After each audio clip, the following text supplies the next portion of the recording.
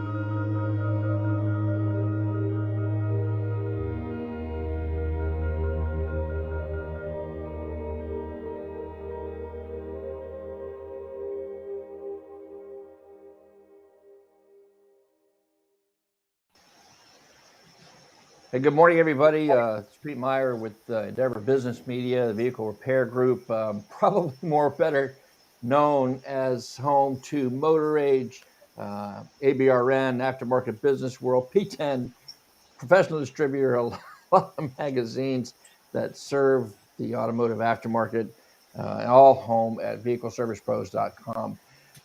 Very special event this morning. I want to thank everyone who's coming out for the live event. I also want to thank especially my guest this morning. First is Bill Hanvey. Of course, Bill is the president and CEO of the Auto Care Alliance, ACA. And also we have Paul McCarthy, president and COO of the Automotive Aftermarket Suppliers Association. I know I'll get that right, Paul. Thank you.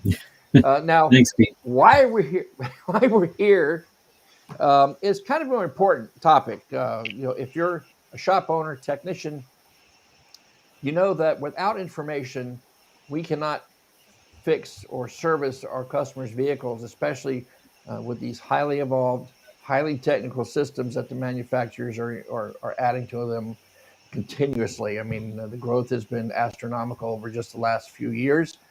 And having been able to talk to technicians in other countries who don't have anywhere near the access that we do, they'll tell you it's a real challenge. But we don't always get what we need. And really the topic today is to talk about something that's going to hopefully address that. And it was a piece of legislation recently introduced by Illinois Congressman Bobby Rush. It is called the Right to Equitable and Professional Auto Industry Repair, or otherwise known as the Repair Act. It is, for you guys who wanted to know the bill number, it is House Resolution number 6570. Write that down. House Resolution 6570, the Repair Act, because you're going to need that information after we get near the end of our conversation this morning. These two gentlemen are very well versed in the content of the bill, and that's why I wanted to introduce them to all of you today. So let's start, Bill. Let's start a little bit about the background on the bill, maybe what a synopsis of what it's going to do for the industry, and we'll just kind of take it from there. Sure. Pete, first of all, thanks for the opportunity to talk to you with my partner, Paul. Obviously, such a critical issue for the industry, going forward, in terms of being able to number one, for our industry to be able to perform our job. And secondly, most importantly, is under the guideline of consumer choice. So in order to set the stage, really, we have to do a little history, and I'll try to keep this brief. But all the folks that are listening to this podcast and webcast are aware that a law was passed, or a memorandum of understanding was agreed upon with the automakers in 2013 or 2014, actually. And what that did, that guaranteed that the independent aftermarket had equitable rights to be able to access the data through the OBD2 port, right? So it would be the same type of data that's available through that the dealerships have as well, right? So now with the advent of the telematic system, so when that data is now being transmitted telematically to the automaker, we don't necessarily have that right to be able to access that data through the OBD2 port. By 2021, well, in 2021, 50% of the vehicles had these connected capabilities. And by 2030, 95% of all new vehicles will have these telematic systems that, in effect, will be able to bypass that OBD2 port and send that the diagnostic, car information, vehicle owner information back to the automaker, and in effect would be able to shut our industry out from being able to access that data through the OBD2 port. So obviously, that's a critical issue for us. It would increase the cost to the consumer because effectively our industry would have to go to the automaker and say, we need this engine code analysis or definition, and we would have to go to the automaker for that information, and we would be beholden to the automaker, A, whether we would be able to get that data, period, and B, at what cost, right? So obviously that would increase the cost of the consumer. It would limit the cost. It would limit the choice of the consumer where to get their vehicle repaired. So they would have to take the vehicle to the dealership, which in many cases is certainly not as convenient as the local shop on the corner of Elm and Main. The impact to consumer safety and security with unstandardized data is a key issue.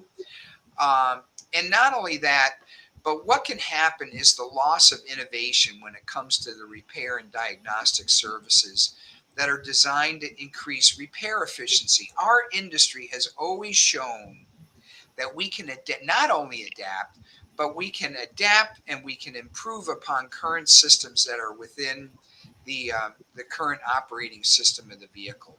So it limits consumer choice. It blocks us from being able to utilize that information that we need on a daily basis to repair and maintain vehicles. So obviously a critical issue for the industry right now, Pete. Right. And just from I mean, I was a tech, and I still am at heart. I'm a tech, and I'm fortunate to be able to do what I do today. Everybody I meet, knows that how blessed I am and how grateful I am to be able to do this. And I'm just trying to think of guys who might be watching, gals who might be watching, who are in those same shoes. And so let me see if I'm on the right track here and I understand what you're saying to us, Bill. Way back when OBD2, OBD1, it first came out, that was all because we had to have access to whatever affected emissions, right? Correct. Yes. So we have that standard global OBD2 format so we can always access no matter what the nameplate is. If it's sold in the U.S., whatever information affects emissions, we have access to that, that data. Maybe not always access to the back information we need, but we do have access to that. And then organizations like yours and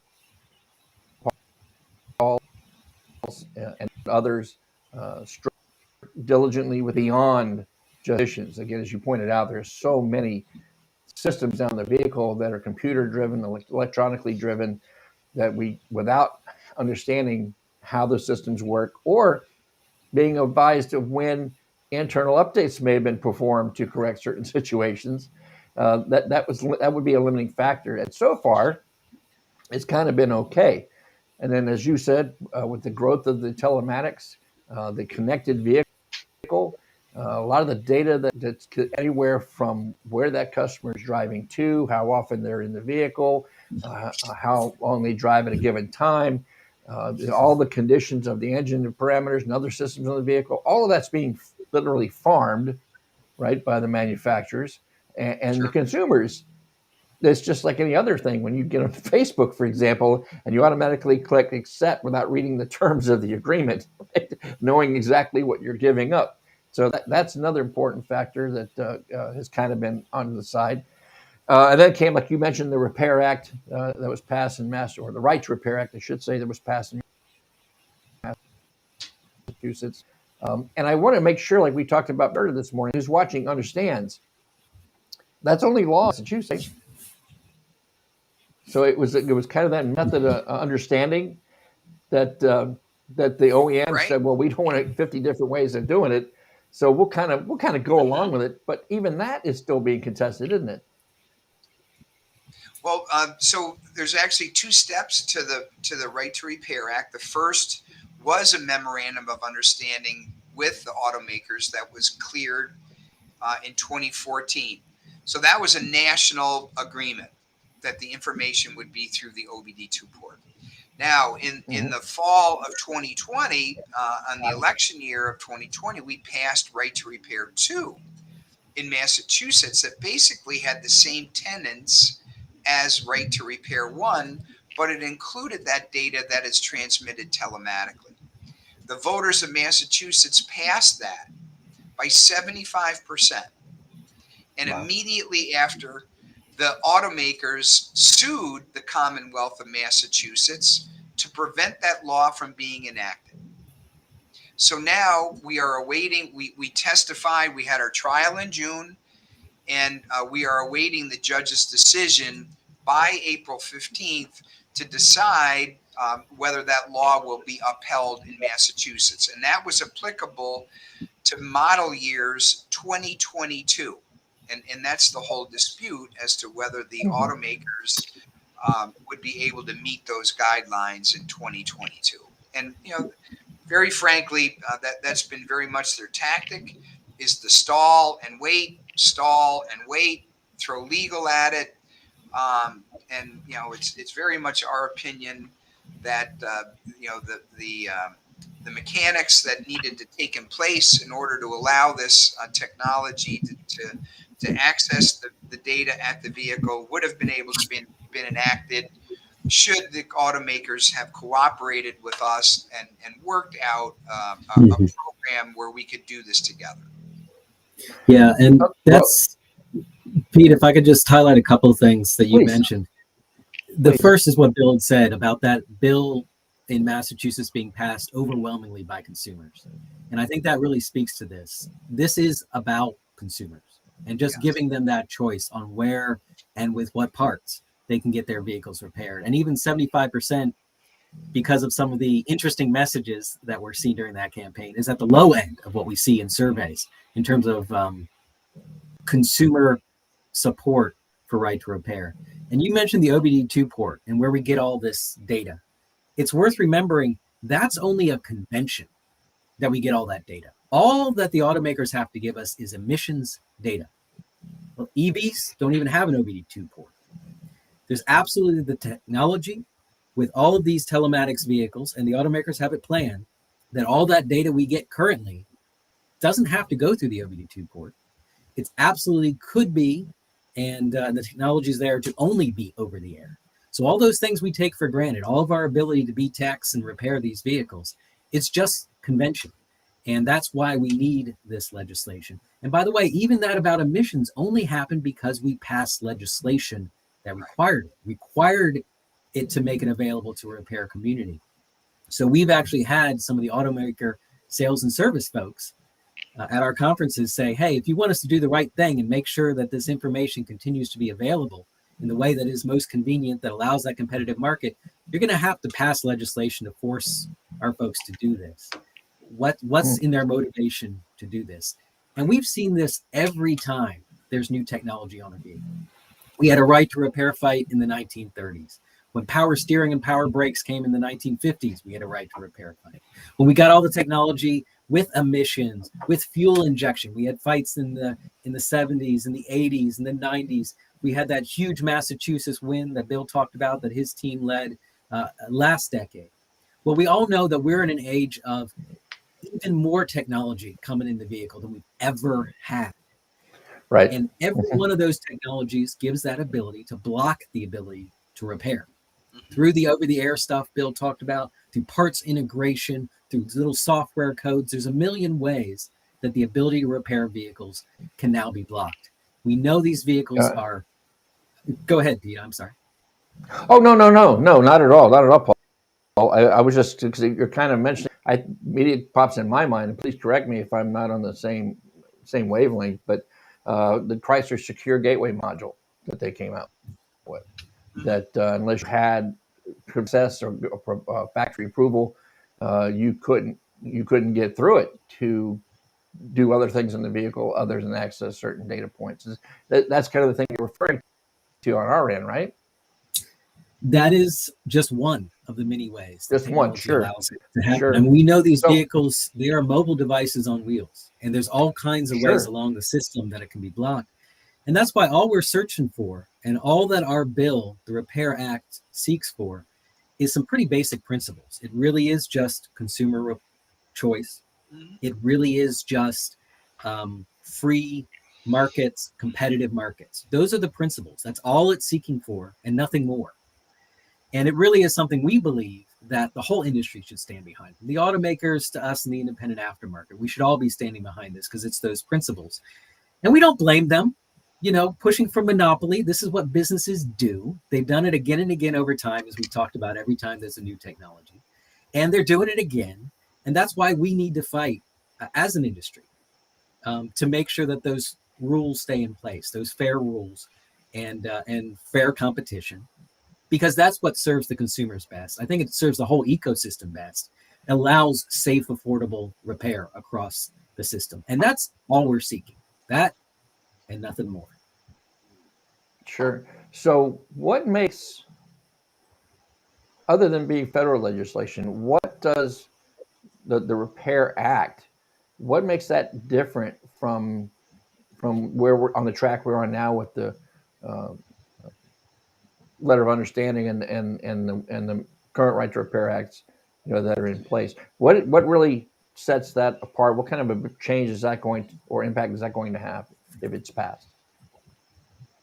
Well, it's as we had mentioned, Pete, it is an advancement of technology in order for us to be able to access that data that is currently being transmitted telematically to the automakers, and for us to be able to access the vehicle repair and maintenance data. That's it, by the way. No personal data, no nonsense.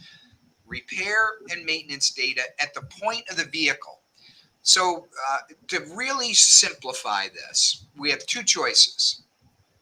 Under the current environment and the way that the OEMs would like this to happen, is that the aftermarket would have to request those repair and diagnostic codes from the automaker, from their cloud, and we would download that information at a cost that would be determined by the automaker, and whether they would make that information available at all. The second is what we're promoting, is that we would be able to access that data through a secure, standardized platform off the vehicle, not having to rely upon the OEM cloud, where you could plug in or utilize your registered diagnostic tool and be able to access that information. And the way that we would do that is through a series of ISO standards that are already being utilized by many of the automakers to keep their systems secure. So it's not an unproven technology. It is not an unsafe technology. The automakers were saying, "Oh my goodness gracious, we can't allow access to this data because there's a risk of cybersecurity threats." Well, what we're proposing is a technology that is being utilized today by many of those automakers. So that argument by the automakers is unfounded. And it's just a matter of us being able to access that secure, standardized data at the point of the vehicle rather than through the OEM cloud. And that's a go ahead, go Paul, ahead, Pete. please. Well, I was No, just going no, to go ahead, mention, please. I mean, Bill made a great point. And by the way, Bill, I didn't have a chance earlier to thank Bill for the partnership that we have on this. It's been a great partnership. Yes. And by the way, I would also mention this bill is supported by SEMA. It's supported by the Car Collision Industry Coalition. I mean, this is the most important federal legislation that the aftermarket has had since the Magnuson-Moss Act in 1975. And the whole aftermarket really has come behind to support this. And part of what it is a push is Massachusetts is great, but we ultimately need a 50-state solution here. So we were hoping that Massachusetts, we could have discussions with the automakers and just solve this as an industry like we did with the MOU. But the automakers have refused to engage with us on this issue, which is disappointing. So at the federal level, we can get a 50-state solution. Just say, here's the rules of the road and make it well. The other thing that I think Bill was pointing out so well is that cybersecurity and consumer security and safety is at the center of everything that we envision around this. And what Bill was describing is the technology, by the way, in Europe, it absolutely can be done. In Europe, they're legislating that this is going to be required across different industry sectors. And we're asking for nothing else here. And actually, what we've worked on together and with ETI as well is an industry institution, a governance body that will ensure that secure access and secure that cybersecurity. And to be clear, what we're proposing is better than what is currently out there, better than what is currently being pursued by the automakers. And we think that's necessary. And as we look to the future and ensure that we have this safe, secure repair, and to be very clear, our members developed the technology. You can have both cybersecurity and repairability. These are not in any way mutually exclusive goals. So I just wanted to mention that commitment. And by the way, that institution that we're talking about, our goal, we invited the automakers to join. And our vision is absolutely that this will be a cross-industry endeavor, that the whole industry comes together to ensure that cybersecurity going forward. And we're not on a good path for that now. You talked about OBD1. Remember that? First came out, there were 56 different ports at one point. It was a mess. We couldn't repair. It was the Tower of Babel. Well, that's the path we're heading down right now. What we're proposing, and it's what you see in other industries to ensure cybersecurity, we need to come together in this institution, have a good process, allow the people who are professionals, who know how to make the repairs, DIYers can get to the type of repair information that's appropriate for them. And let's do this well, together, safely, and cyber securely. Bill, let me know if I missed anything on that. Pete, go ahead. Do you have anything to add there about all this? But for the shop owners and technicians who are watching, let me see if I'm on the right track with you guys. Just to kind of remind, if you're not aware, the Magnuson-Moss Act that Paul was referring to is one that basically stated that the consumer did not necessarily have to have their maintenance work done by a dealer in order to maintain their warranty status, correct? So that, of course, if they have your shop and you have that service done, they have that record, then they're okay. Otherwise, they could have had claims denied as a result of that, but that took care of that, right? Now, as a shop owner technician, I can get my nearly any good aftermarket scan tool when it's using the enhanced mode for a particular manufacturer, and I can get access to data on much of the networks that are on the vehicle, providing that's what the tool maker was allowed to include, right, in their product. Where they manage, and there's a number of ways that they do that. We won't get into that discussion. And now we have organizations that for programming, for reflashing a vehicle, for example, we have some type of security in place through the vehicle security provider registration for those flashes. What we're seeing if I'm reading this right and having seen this right, manufacturers, because of their claims of cybersecurity for one, again, as we talked about before, people going in and tweaking their software or changing the software for some reason, we can't allow that to happen. We can't allow to be quite frank, a criminal element in that can get in Sure. there and use that accessibility to access the vehicle or something along those lines. So I guess what I'm seeing here is that the future that you're painting is that we're either going to get shut out of much of that, or we need a system where we have a central point that is going to um, vet the Yep. provider, and then once that is in place, then the OEM will have to allow them to access the data they need to service these vehicles. Now, currently they have, of course, the subscription models for all the factories. If you want the Yes. factory tool or access to data, it's going to be more like a one, for lack of a better way to say it, a one-stop shop where they can be able to do that in one location. Well, the way it would, so Pete, if you look at this whole process in terms of accessing the data as an ATM transaction, right? So, if you're a consumer, you take your card out of your wallet or your purse, you put it into the ATM machine. The ATM machine verifies the fact that this is a registered card to Bill Hanvey. It allows you access to information only for Bill Hanvey, and it verifies that through a certificate management process. The same would hold true for the access of data from the vehicle. You have a scan tool, okay? You register the scan tool. The scan tool, once it's plugged into the vehicle, it recognizes the scan tool as a secure scan tool. You're able to access information from that vehicle. The consumer grants permission for you to be able to do so. And it's very simple in terms of the process that we're trying to put in place. We would love to have the automakers with us along determining this, as Paul had said, but it's a very it's a step-by-step process. That it's certificate management, it's verification, it recognizes the tool that's plugged into the vehicle, and away you go. So we've got it thought through, and there's some very, very smart people that are working on this. Again, it's a process that's been utilized by many of the automakers already. So let's just standardize it. Let's make sure that it's cyber secure, and we're able to access the information that we want. That's it. Repair and Yeah, diagnostic information. exactly. Paul? And I'd add, Pete, that the what Bill's talking about, I mean, the automakers know that we'll eventually end up with some system of this sort Sure.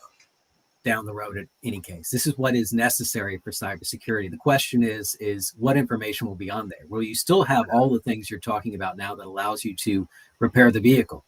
Or given an era where you need APIs, you need parts integration, where you need that prognostic information that's coming off of the vehicle to do a competitive repair with the automaker.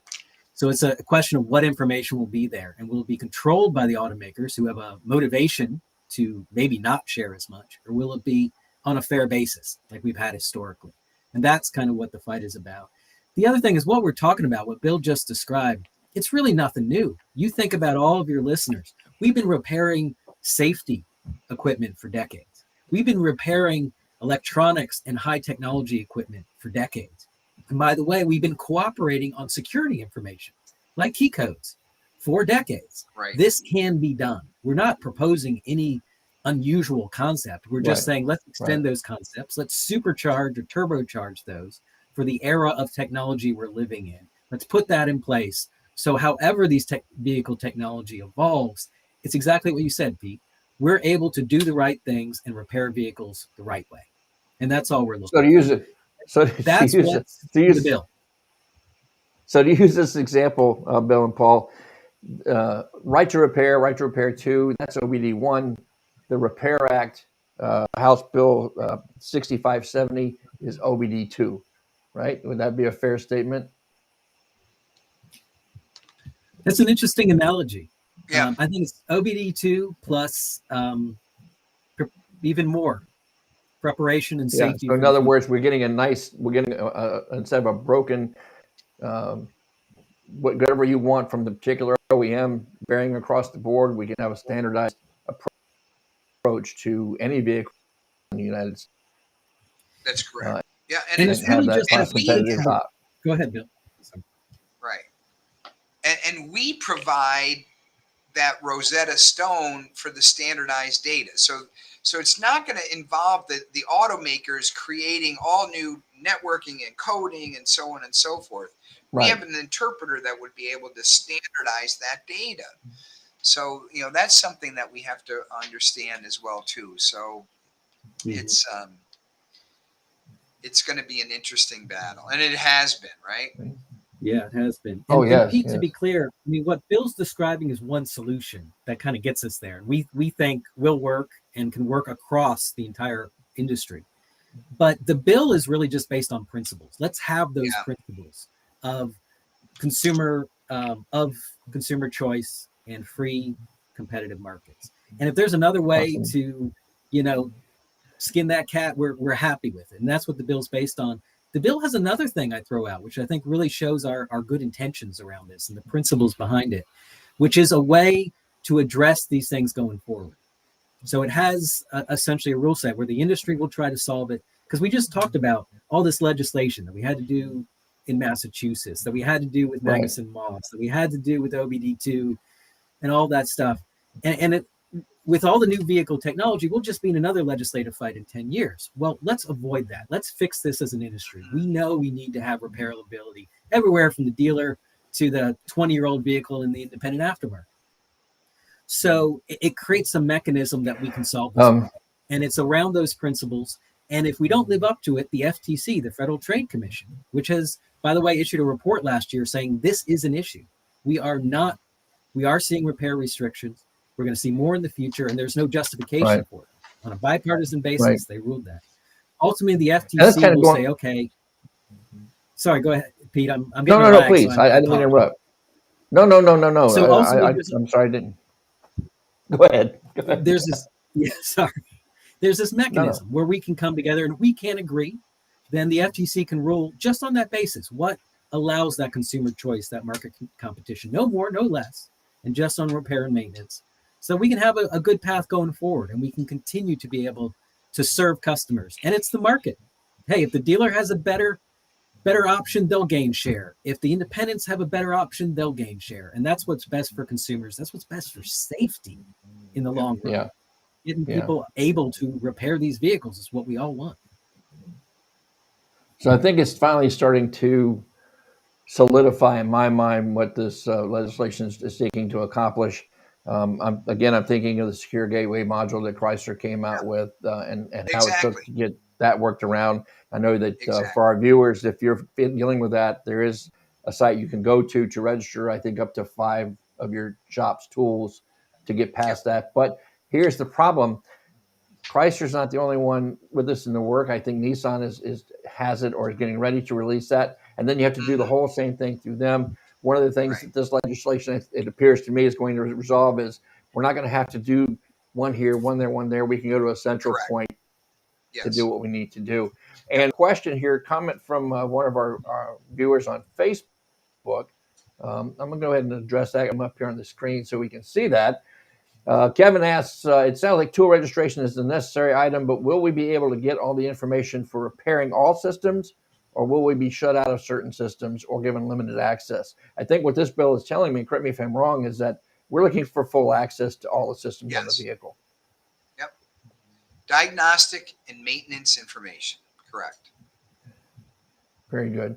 So as a side note, both Bill and Paul, if there's so much information that we need to understand about this bill, certainly we want to encourage anyone in the industry who's watching, no matter what role you're playing, shop owner, technician, instructor, aftermarket, in any relation to their representatives. Is there some way that they can get help doing that? Absolutely, Pete. And it not only can they should. And not only as a part of the independent aftermarket ecosystem, but as an American citizen, it's critical for us to get involved in the political process. And there's a couple of ways that the shops and the technicians can do it. Number one, they can visit autocare.org and look on our advocacy page. They can look at aftermarketsuppliers.org and look on their advocacy page as well. We recommend that you can sign a petition right on both of our websites, that you just enter your information, where you're located, and it automatically sends a letter to your elected representative, congressional representative, telling them of your support for the bill. And Stacy just dropped that into the chat. So maybe Pete, if you could republish that in terms of where. Yeah, let's see what we can do here. I'm going to go, and I'll put in the video description as well, because I don't, it's not going to show up chat across the board. But while I've got that up there, let me go ahead and just share that real quick. Stacy, thank you for sending that over. But the real message is get involved and become a part of the process. This is an investment in your future. Paul, can please, if you want to jump in and. Well, you said it so well, Bill, about how people really do need to have their voice be heard. And the links that Bill sent, they really are about just you telling your representative, I support right to repair. And I think that's, again, across the industry. You're not taking sides. That is just a pretty fundamental thing. These are American principles we're talking about of consumer choice and competitive market. And by the way, this is very much a bipartisan bill. It's a bipartisan effort and issue in our point of view. The other thing I'll throw out is those links that Bill mentioned. It's so easy these days. You just put in your zip code. They can connect you with who your representative is. There's some suggested text that you can customize to yourself and let yourself be heard. But let me tell you, it's a interesting experience, but we do get to work on Capitol Hill sometimes and try to lobby these folks. And when they hear from a small business person, or for somebody who's working and making a living doing this with their hands, they listen. It makes such an impact. Your listeners are the ones that can change their mind, that will listen. It's not us coming in with some organization. It's when they hear from people who are their constituents, who own a business, work in a small business. That is incredibly powerful and makes them believe it. But it is very easy. The other thing I'd throw out is this is an election year. Your representatives are spending a lot of time at home this year. So maybe have them visit your shop. Talk to your consumers about just how important it is that they can get repairs from you. And those folks, they love to do these types of visits, and they're politicians, photo ops, they love it. But meeting constituents and meeting people who have businesses and grow the economy in their district. Yeah, that's a great idea. And so I'm going to just put it out there for the shop owners and technicians who are watching, the people who are, who depend on this industry for their living.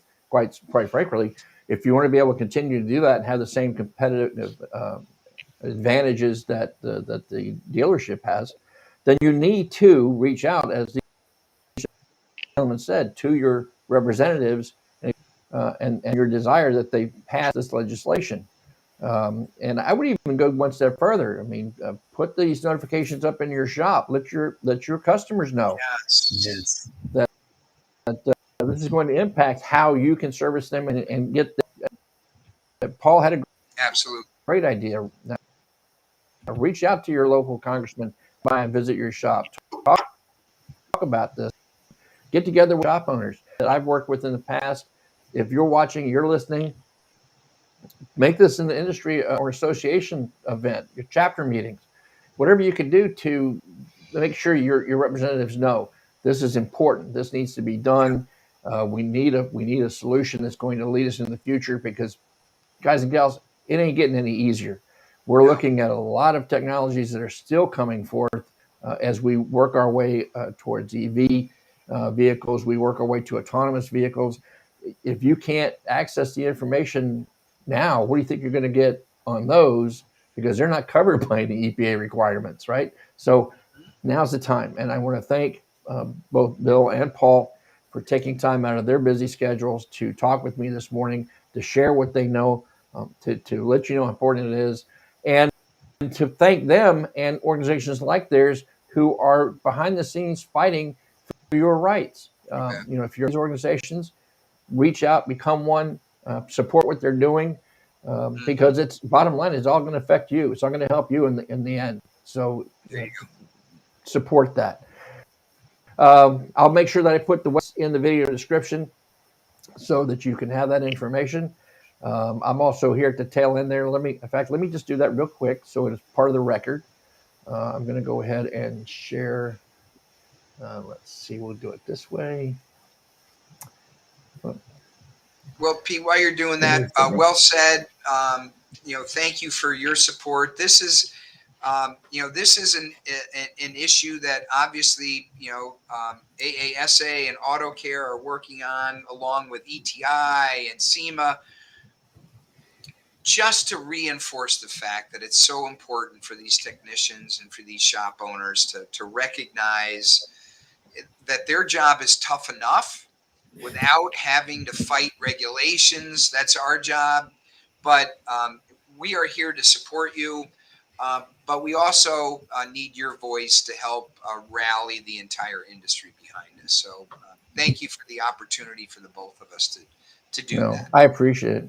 Again, I appreciate it for both of you guys. Let me go ahead and put this up. And Paul, you can continue your comments, I think, when I share the screen here.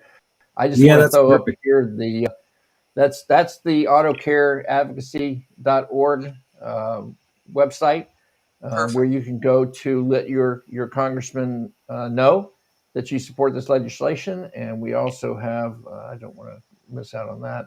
Come on, mouse, where are you? Well, you pull that up, Pete. Bill Please. said that all exactly right.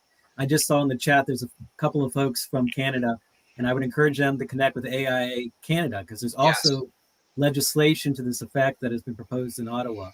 And we coordinated very closely with our friends at AIA Canada and to try to get this passed and to support these issues. I do get the impression that they're kind of waiting for the US to set the rules of the road, and then Canada will follow.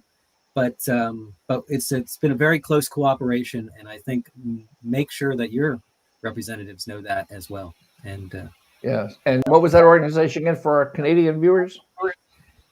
AIA Canada. Correct. AIA Canada. And there you go. So Champagne. The link there is our equivalent there. Oh, thank you, Stacy. This is truly an international issue, and we're trying to fight around the world to get this and again protect consumers and market competition. Yeah. So there you go, guys. It's all in the video. You can go back and website, and I'll try to get the description in there for you as well. Let's see. We'll go ahead and take that out of our way. And once again, for those of you who are watching on whatever platform you're watching, thank you for your comment and your questions, and again, thank you to Bill and Paul for taking their time out to share this information with us. I appreciate it. Mm-hmm. Well, thank you very much for the time, Pete and Bill. Thank you as always, my friend. Same here. Thanks everybody, and thanks everybody that's listening for your support. We need it. All right, thank you. All right, guys. So until next time, be my Motor Age Magazine. Have a great day.